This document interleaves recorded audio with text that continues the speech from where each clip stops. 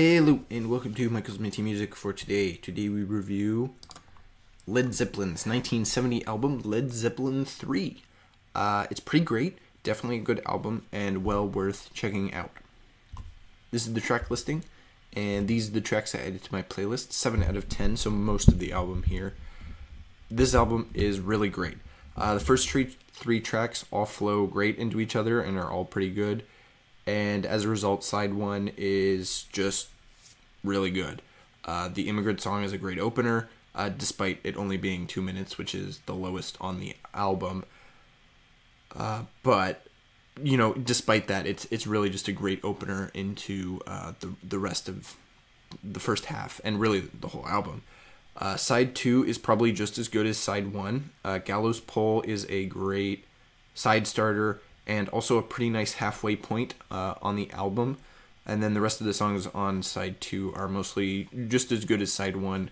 Not really any big musical difference there. I think side two is a bit more experimental.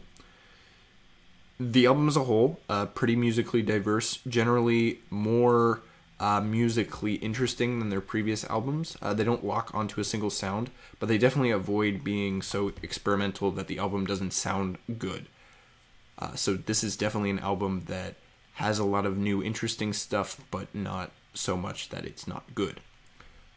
There were no singles released before this album, but my favorite song here is definitely Gallows Pole. It's a sort of perfect classic rock track. It's slow in the right places and fast for most of the song where it matters.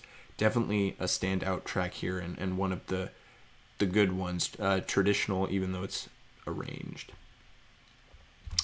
Now, I rank this album better than the first two Led Zeppelin albums, Led Zeppelin 1 and 2, mostly because it does similar things, but better, I feel. The first two albums are also a bit experimental, but they don't move around musical styles as cleanly and as clearly as Led Zeppelin III does. This album is not only more experimental, it's clear on this one that the band is more experienced, and their songs are definitely improved as a result. The songs here are better, and they're more out there a little bit, but not so much that it's, really crazy. Despite this, Led Zeppelin III doesn't take my top spot from 1970. That stays with the Beatles' final album, Let It Be. I think that Led Zeppelin III does compete for this spot, actually. This isn't a clear winner.